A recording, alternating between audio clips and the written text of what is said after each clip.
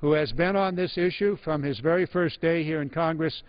Henson Clark, I know you want to jump in, so have at it. Oh, thank you so much. I want to thank my colleague, the gentleman from California, Mr. Garamendi, for yielding me time. My message to our colleagues in the House of Representatives is very clear and direct. We've got to continue to cap student loan interest rates at 3.4%. Student loan borrowers and their families should not have to pay more on their student loan debt. The President has done all he can do right now to help bring relief to our student loan borrowers. Now it's time for Congress to act. But Congress has to do more. We need to reform the system. We've got to change the system. And that's why I wrote and introduced the Student Loan Forgiveness Act of 2012. It will help cut student loan debt, free up borrowers' money so they can invest it on their own. That's a real economic stimulus that will create jobs here in this country. So I want to thank you again, Mr. Garamendi, for yielding me time. I yield my time back to you. Well, thank you very much. Let's stay on this student loan issue for a while here. This is the reality of student loans. The debt levels, according to the Federal Reserve Bank, and some of this has just been recently updated, student loans comprise a larger portion of the personal debt in America than credit cards and auto loans. Actually, the number recently, just in the last couple of days, has risen to about $1 trillion of outstanding student loans in the United States. The auto is somewhere around about $700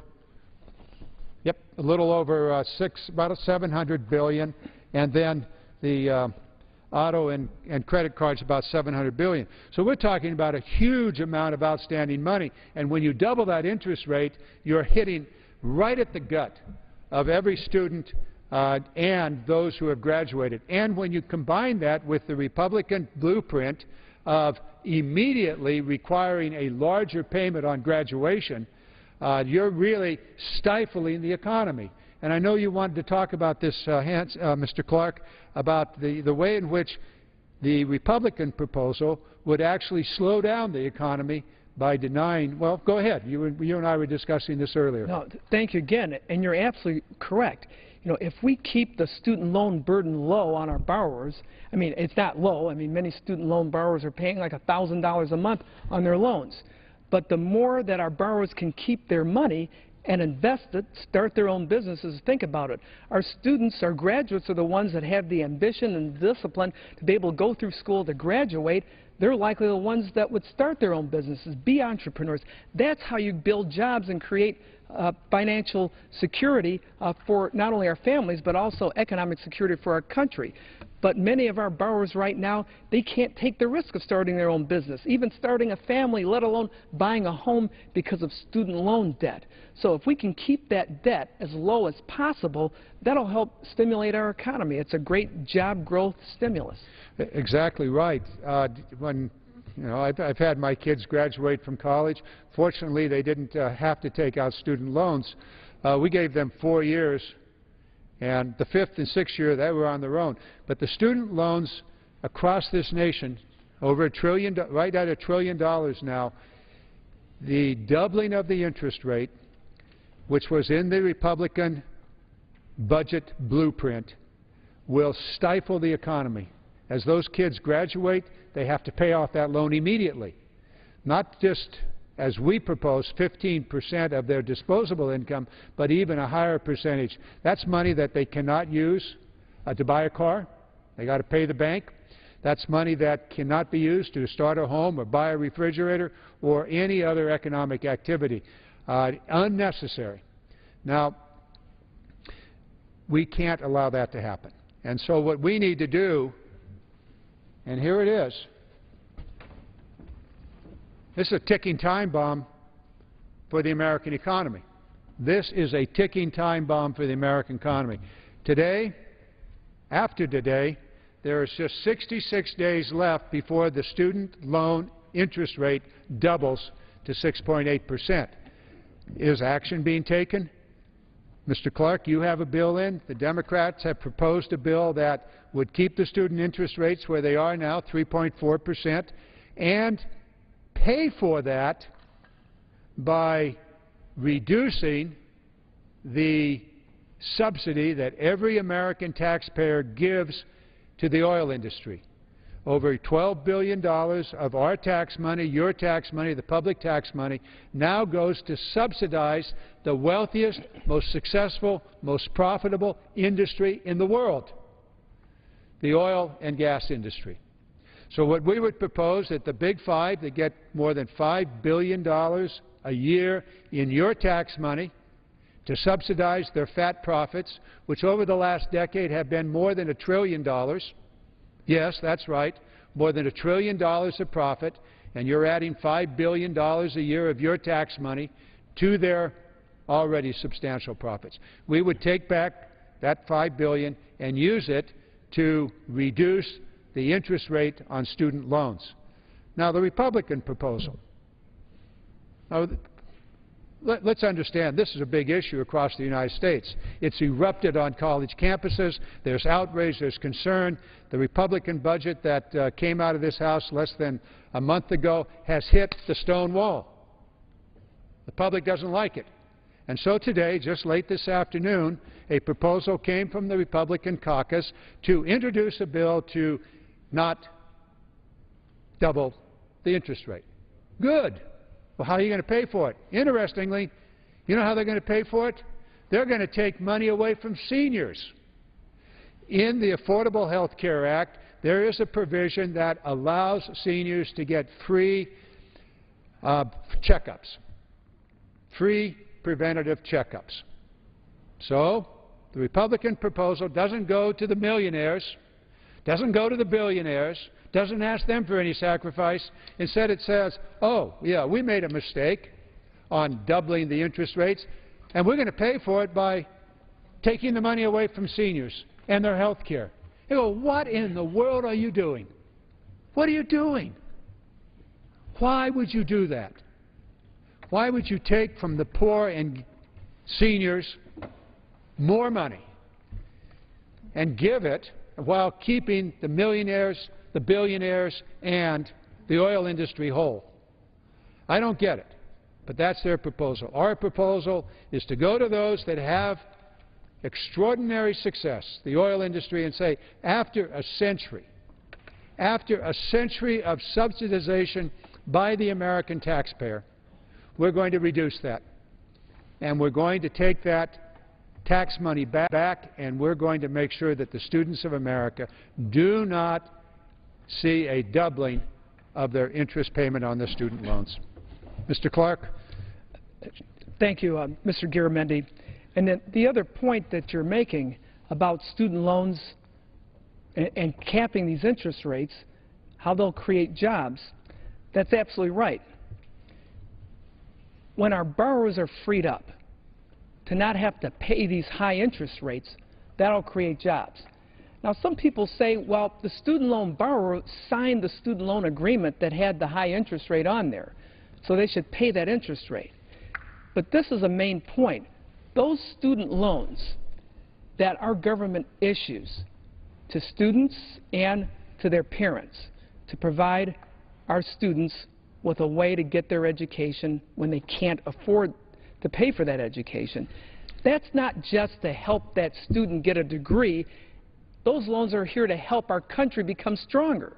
Here's why. The more Americans that we have who are properly trained, who are able to be productive and contribute to our country to their fullest potential, they're able to create more jobs by building the best products, by providing the best services, by developing the best technology that can be sold worldwide. That helps our entire economy. So these loans are to strengthen our entire national economy. It's not just for the borrower's benefit. So that's why we don't want these interest rates to be so high. We want to put a cap on them. And in my bill, the Student Loan Forgiveness Act of 2012, I allow virtually every student loan borrower to have a second chance to pay lower rates on their student loan by allowing them to pay down their student loan according to their income. So if they're not making that much money, they don't have to pay much money. Specifically, my bill would allow borrowers to pay 10% of their discretionary income each year, and once they do that for a 10-year period, the remainder of their federal student loans will be eligible to be forgiven, because we want to free up the borrower's money so they can now invest it on starting a business, invest it on buying a home, starting a family. All of that will help create jobs. You see, cutting student loans, keeping the student loan debt low as possible, that's an economic stimulus for all of us. It makes our country stronger. It creates jobs. You know, many of us told our kids, and we were also really taught by society, you know, if you work hard, if you study hard, if you go to school, if you even borrow money to get your degree and graduate, you'll live a better life. You'll likely make more money. Well, because of student loan debt, because it's grown so much, because of the prospect also of interest rates going back up, the American dream that was supposedly created by the availability of student loan debt has now become a nightmare to many borrowers. And we've got to cut this debt. This is the real debt, my colleague from California, that we need to cut, because this is the debt that really costs us jobs. We need to cut student loan debt. We can take that initial step right now by keeping student loan interest rates on Stafford loans at 3.4%. That's the first step. Now I'm asking the American people, demand that Congress reform the student loan system. Let's change the system. Let's make it affordable for everyone to be able to get a decent education and to repay that money back. So again, I thank you for giving me this opportunity to share this time with you and the American people. This is so important. You know, many times in this body we talk about we got to cut taxes to stimulate the economy, that we've got to cut debt in order to provide people freedom. Well, what person in this country can be free when they have to personally pay student loan debt that will take him years or even decades, if ever they'll be able to pay that off? And the reason why I say that is that I know senior citizens now who are still repaying their student loans, and at their age, there's no way they'll be able to pay those loans off. And it doesn't matter if they go bankrupt. Going bankrupt doesn't mean anything. The government will still come after you for all the student loan money because you can't discharge your student loan debt in bankruptcy. It's a cruel, unfair burden that certain student loans are imposed on Americans. We need to cut that burden. Cutting that burden is not only fair, but it will create jobs for our country. We want our graduates to be able to have their money to invest on starting their own businesses. I'm from Detroit. Our city was built up. We built up this country's economy because of entrepreneurs who were able to pursue their dreams. Now the very people that we have trained to pursue their dreams can't do so because of student loan debt. That's outrageous. Congress, keep student loan interest rates at 3.4%. Cap those rates. Do it now. Thank you, and I yield back my time. Thank you, Mr. Clark. The clock is ticking. Not the Clark clock, but the clock is ticking. 66 days before the student loan interest rates double. We had a long conversation here about tax policy from our colleagues on the Republican side. They didn't happen to mention the burden that's being placed on students if we fail, and they didn't talk about their proposal to take the money away from seniors and continue to provide support for the super wealthy and the oil companies. Joining me on this conversation is a gentleman who was the chairman of the Labor Education Committee, now the ranking member, has been an advocate for students and education for more than 30 years here in the halls of Congress, a gentleman that was largely responsible for those improvements that I talked about early in this discussion. Congressman George Miller and I have the pleasure of representing Contra Costa County. We're neighbors. We've worked together these many, many years. I'm absolutely delighted that you came to join us here tonight. No one knows more about this than you do, Mr. Miller, so let's discuss this with the American people. Well, thank you very much, John, and thank you for taking this floor time for this debate, and thank you for the effort and the fight that you have led on making it in America, so that once again America makes things, once again America has a robust manufacturing economy, whether it's this iteration of manufacturing or the next iteration of manufacturing, that America remains competitive around the world in making it in America for sale around the rest of the world. Nothing could be more important to the sustaining our manufacturing base in this country, to sustaining our ability at innovation and growth, economic growth that takes place as a result of that innovation, than the education of our young men and women throughout this country. And nothing is more important to their well-being and their families, and this is proven out every year as we do studies, that years of college and college completion are very important to the economic security of that individual and the family that he or she may form later in life. It pays huge benefits for them to go to college, and that's why we've tried to make college affordable. Many of us are very upset with the cost of college, how the costs have gone out have doubled in many ways across the states. But the fact of the matter is, while we're struggling with the issues of cost of college and trying to get the states to do more on behalf of their public institutions, the fact of the matter is we have to make sure that college remains affordable for young people. And that's why in 2007 we made a decision to lower the interest rates on student loans so that it will be more affordable for the students not only to go to college but also then in paying back the debt that they incurred because of the subsidized student loans. And we made that effort, and we did it on a bipartisan basis at that time. And President Bush signed that legislation into law. And we put some of that money into deficit reduction and into reducing the interest rates. In 2010, we followed on with legislation proposed by President Obama and our committee and others to make sure that we could increase the Pell Grant, so those students in most need, those families in most need, would have the Pell Grant as an underpinning of making college more affordable. We continued with the subsidized student loans to make college more affordable. We went to an income-based repayment system so that a student that may be starting out in a good career but a bad entry-level pay scale as they begin that career will be able to pay back their student loan and also continue on with their life. And as they make more money, they pay more money. And it's very important so that they can choose the profession of their passion, not just the profession that yields the most money. Because many of our students, the minute they heard about this program, said, I can now be a nurse, I can be a public health assistant, I can be a prosecutor, I can be a public defender, what their passion was in life. They could be a teacher and now know that they could afford to pay back their student loans. And the interest rate is very important at this time as families and young people try to figure out what is their indebtedness going to be and how are they going to pay for college, especially at this time of the year when young people are getting their acceptance notice from universities and colleges all across the country. And now they sit around the kitchen table with their families and say, how are we going to afford this? What's the debt we are going to end up with? And it's an important procedure for families to go through as they think about this. But all of a sudden now we see that when the President submitted his budget, looking forward to July of this year, he asked that we continue to keep the interest rate at 3.4%.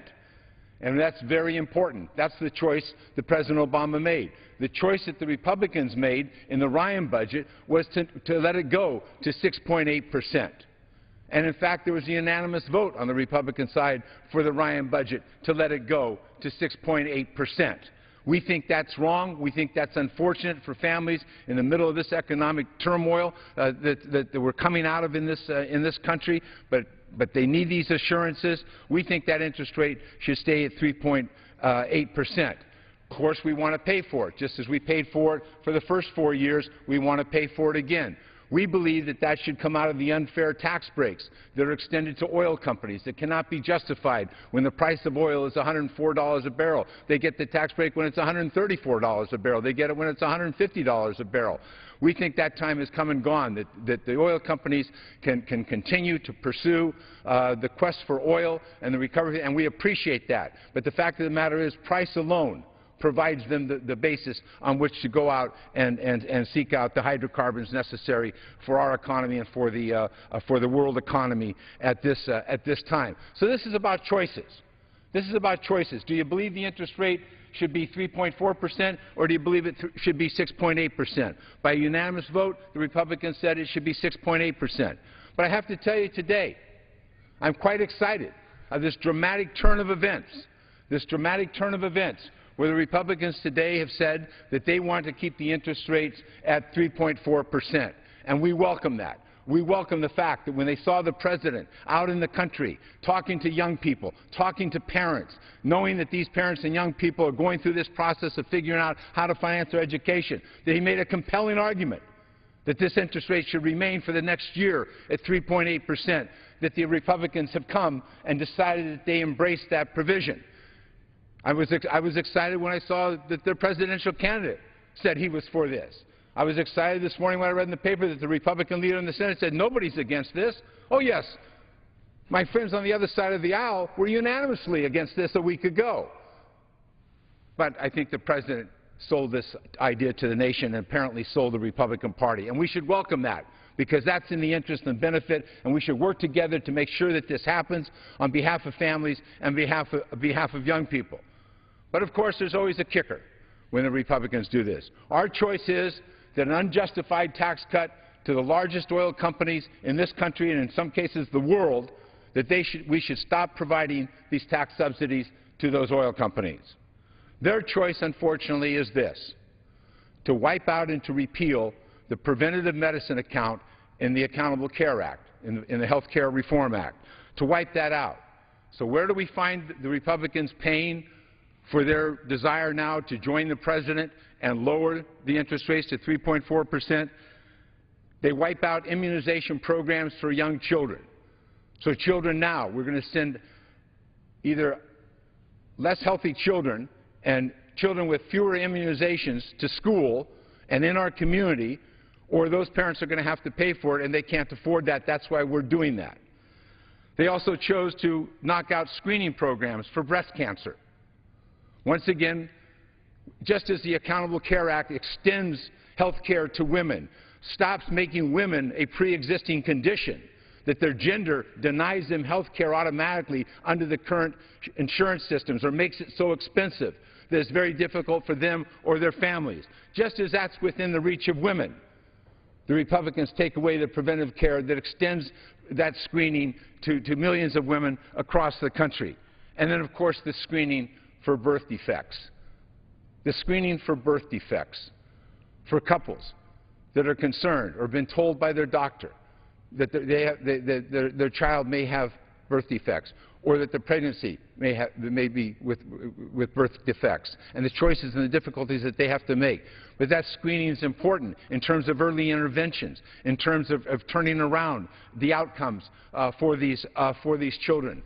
So that's where the Republicans chose to get the pay for, to go to those most in need, to go to those who have been denied health care for generations because of their gender, because they're women, to take, and we all know in our family, in our friends, in our neighborhood, in the communities we represent, what women encounter with breast cancer and the importance of screening. Somehow they've decided that that's how they will pay for reducing the interest rate from 6.8% on July 1st to 3.4%. I urge them to join us and to pay for this in essentially a painless way with respect to these unjustified subsidies for the largest oil companies in the country. It's very important to the agenda, Mr. Garamendi, that you've put forth, that we've worked on, you worked on before you ever came to the Congress, and that is building up the jobs base, the manufacturing base, recognizing the contribution that this economy can make to future energy choices, to future transportation choices, all across the board, and do it here in America. But we're told, even in the time of this tragic recession, that we do not have enough skilled people to carry that mission out. We've got to build that. We've got to educate these young people. And that's what student loans allows to happen for people who can't simply write a check for the education of their children, who simply can't, say, well, I got a deduction, that's enough, that'll take care of it for this year.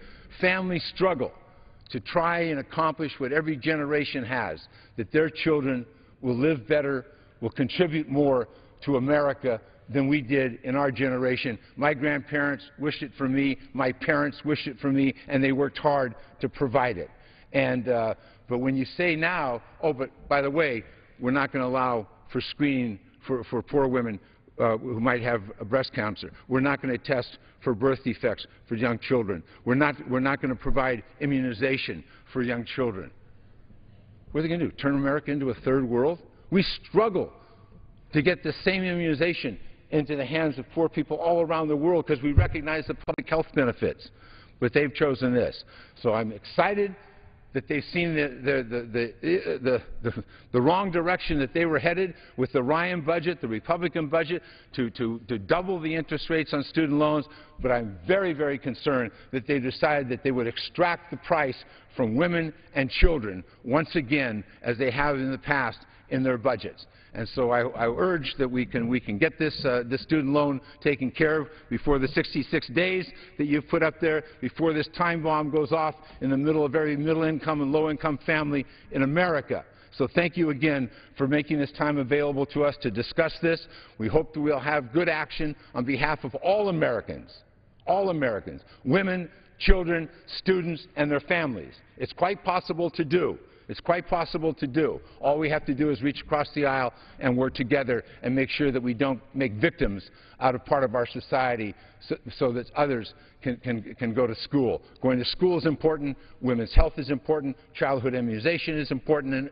And so are dealing with birth defects as the best we possibly can. We owe that to those families, to those children. So thank you very much for this. Mr. Miller, thank you for the dedication that you've made over many, many decades to education, to the well-being of children in and the labor and workforce here in the United States. There's very few men and women that have spent the number of years and have been so successful as have you in making it possible for kids to get an education and for adults to get an additional education. We didn't talk about all of the elements of the educational system. We've really focused tonight on the student loan, the Pell Grants, and the reductions that the Republican blueprint would impose upon the United States, as well as the tax policy that has come from that blueprint, which essentially is a tax policy of continuing to reward the super wealthy while at the same time taking away from the struggling middle class, the men and women that are working every single day to keep their food on the table, their family in the house, pay the mortgage. It's one of the most unfair tax policies that I've ever seen in the many years that I've been involved in public policy. It goes well beyond that. I want to also make just a couple of points, and if you would just stick around a second, I want to come back to the education of those men and women that are already in the workforce. But I want to make a point here. Before we took up this 1 hour, our Republican colleagues spent the hour talking about tax policy. They overlooked their own tax policy, just went with some very easy rhetoric about we got to cut taxes and we got to make sure that the job creators do not have an additional burden. It was and it is a fact that it is the Democrats in this House that actually put forward a very significant stimulus for business on tax policy. It was the Democrats that took and reduced the taxes on businesses that invested in America by allowing American businesses, big and small, to write off 100% of every capital investment that they made. That lasted for a year until our Republican colleagues took power here when they reduced that write-off to 50%. Still good. Still good, better than the normal depreciation schedule. But that has stimulated enormous investment by businesses in improving their capital so they could be more productive and increase their output. We also took very specific steps among the Democrats to reduce the burden on both businesses and on employees when we reduced the payroll taxes. We were unable to continue the business side of that when the Republicans took power here, but we were able to continue the reduction in the payroll tax for employees. Very important stimulus for the economy, allowing men and women that are working to have more that they could then spend and make the ends meet. Those are all things that we did. And we ended one other very onerous tax break. This was done by the Democrats in this House in 2010 session. And that what we did was to eliminate a tax break that American corporations had for offshoring jobs. And that brings me back to the Make It in America model here. In Making It in America, you cannot give a tax break to American corporations for offshoring jobs. It was more than $12 billion a year tax reduction for American corporations that sent jobs overseas. You go, what in the world was that all about? Well, it was in the tax code. We eliminated that, and I will say, for the American public out there, we got precious little support, in fact, no support from the Republican caucus on this floor when that bill came up for a vote. Wrong-headed and very, very destructive. These are the policies that create a strong economy. Education. A well-educated workforce is the most important element in any economic strategy. It was the American strategy in the 50s, 60s, 70s, and 80s. It is fallen off. But men and members of Congress like Mr. Miller have maintained education, not only the K through 12 and the higher education system, but the reinvestment in the workforce.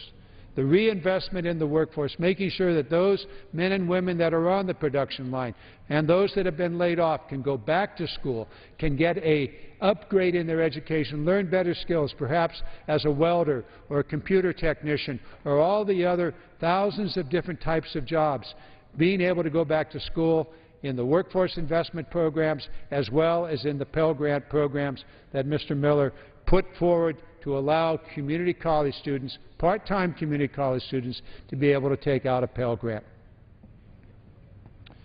Let's run through them. I've got 7 of them up here, but there are 5 that are critical in any economic development strategy. And Mr. Miller has done the education piece and led that fight. Education, research, manufacturing, infrastructure, and making sure that you're paying attention to the international world. So those are the 5 that are there. Mr. Miller, why don't you help me wrap up here, and then we'll be on our way, and thank the American public for listening to this discourse on how education policy fits in to growing the American economy and building up the American middle class and reigniting that dream. Well, thank you very much. And education, obviously, is one of the most important ingredients. It's the best investment we make in terms of return to the Treasury because of the increased productivity and success of the people who complete their education. The important factor here is that when we think about this, we really have to develop a system where our students are engaged in a modern learning environment, where they have access to the technology, where they have access to resources outside of the traditional classroom, where their instructor, their teacher, has that kind of access so that they can integrate their education into what's happening and what young people see as happening in the rest of the economy, in the world around them. So we can create that learning environment, and we can create that teaching environment by changing the way we've traditionally done things in this country. And we've looked at high-performing, when we look around the world and say, where are those nations that are high-performing? Where are their students that are doing the best?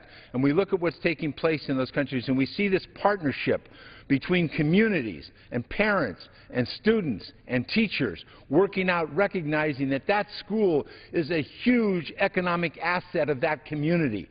Maybe the most important thing where parents and the community have that say.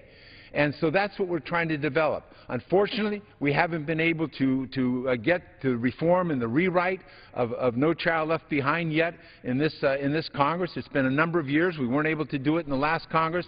But I want to thank the Obama administration and the Secretary of Education, because recognizing the ingredient of the role that the ingredient of education plays in the economic recovery, they've gone with the Race to the Top program, with the waivers program for those states. What they're really saying, if you want to take your state and go to the future, if you want to take your district and go to the future, we want to partner with you. And what will that mean? That means that those governors and those local superintendents of schools and state superintendents of instruction, that they're making a decision that they want to join in an effort to have internationally benchmarked standards and internationally benchmarked curriculum and assessments, no longer just filling in the bubble on a multiple choice, but because of the sophistication learned in assessments, that we learned from the workplace, what we learned from employers. These students will be able to demonstrate the depth of their knowledge, the understanding. They will be richer. They will be better able to adapt to the needs of employers. Or they can go on and get a master's degree. They can go on and get a college degree. They can go on and get a doctor's degree. But the fact of the matter is, the world of learning is changing dramatically. And I think that while we're bogged down here in partisan fights, unfortunately, the administration has struck out on a bold path. And I think there's now 40 states that are either have applied or hoping to apply for waivers. There's 47 governors that said we should have internationally benchmarked standards in this country, so that we know that when our students are learning, they're learning at the same level the students in Shanghai are learning, or in Germany, or in Finland, or in Singapore, or Japan. And that's the change that's possible. But the fact of the matter is that Congress has got to want to go along with that. The governors are taking the lead. They're taking the lead. The big city mayors are taking the lead. They understand this in terms of your agenda, Congressman Garamendi, on making it in America, jobs in their community. That educated workforce is the most important investment they can make. And for parents, that good school, people always talk about remodeling their bathroom or adding on a bedroom or landscaping the yard to add value to their home. You turn that into a high-performing school, you add more value than anything else you could possibly do. The National Real Estate Association will tell you that the first question people ask, what school will my children go to? What district is this in? And we now have the ability and the capability, and with partnering up with the entire school staff, we have the ability to dramatically improve the learning environment, the teaching environment, and the outcomes for all of our students. That's the excitement, because this comes along at a time when America now realizes, yes, we thought after 1980, 1990, we couldn't make anything in America. We now recognize that, and we now see foreign investment coming back to America, and we've got to have the talent ready to absorb that. So thank you again for this opportunity to integrate education into the Make It in America agenda. I think it's obviously the most important point. But as I talk to venture capitalists and to people in the high-tech fields and the biotech fields in our state and around the country, they'll just tell you over and over again the workforce that they're looking for is a well-educated, adaptable, understanding workforce that can work with people all around the world now, because you can sit in one room and work with people everywhere else in the world. Well, Mr. Miller, your passion for education was on display in this last discussion, and thank you for that passion. Thank you for the years of service that you've provided to America in leading the fight for improvement of our education system. Just a couple of thoughts, not random, but specifically on the subject. Yesterday, I was in Dixon, California, for the opening of a new manufacturing facility. A company, Altec, in Birmingham, Alabama, decided that they were going to stay in America for the production of these bucket trucks, the kind of trucks that the utility companies use that take the worker up to work on the power line way up in the top of that pole. They decided to stay there, and they're going to hire an additional 100 people to manufacture these bucket trucks in Dixon, California. And in the discussion I had with the manager and the president of the company, I asked him, how are you going to train these workers? And he said, we're going to do it at the community college. We're going to do it at the community college. And so the programs that you have put together over the years, where the workforce investment program, meaning that we're investing in the workers, the retraining of the workers, electricians, welders, line jobs, well-paying middle-class jobs. That's what it's all about. The most important investment that any society can make is the investment in the education of its people. We need to do more. And that education of the workforce, the children, the seniors, the others that are in the field, that investment also entails the individual's participation. The loans that they take out, the Pell Grants that they receive, are essential in giving them access, as you so well know. And then when we find a blueprint that passed this House the Republican blueprint that basically takes away that opportunity. It stifles the American economy. I share with you your enthusiasm for the newfound awareness of our Republican colleagues. It only took a week and only took 3 speeches by the President, and they had the oh my moment. We made a mistake, yes, but don't double down on that mistake by paying for the reduction in that interest rate, by taking away from the vulnerable people of America. And I think not only the children and their vaccinations and breast cancer early detection and those, but also the seniors in their prevention and detection. That's not how to do it. We know better. Your proposal, the proposal of Mr. Hansen, of using the resources that we're now giving to the most wealthy industry in the world, our tax money, literally given to the oil industry, to recoup that and use that instead for the very future of this country. Final 1-minute comment. We're finished for this evening. It's been a good night. Thank you so very much for joining us. Thank you very much for the opportunity. Thank you for bringing your passion of education. Thank you for your leadership on this. With that, Mr. Speaker, we yield back. The gentleman yields back.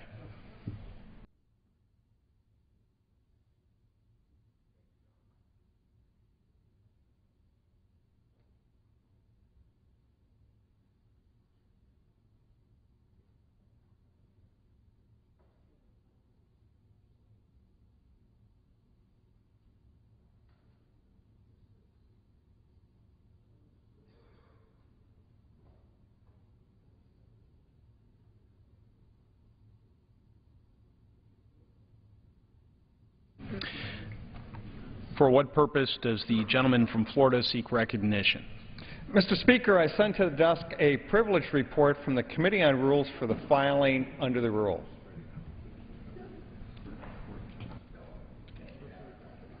The clerk will report the title.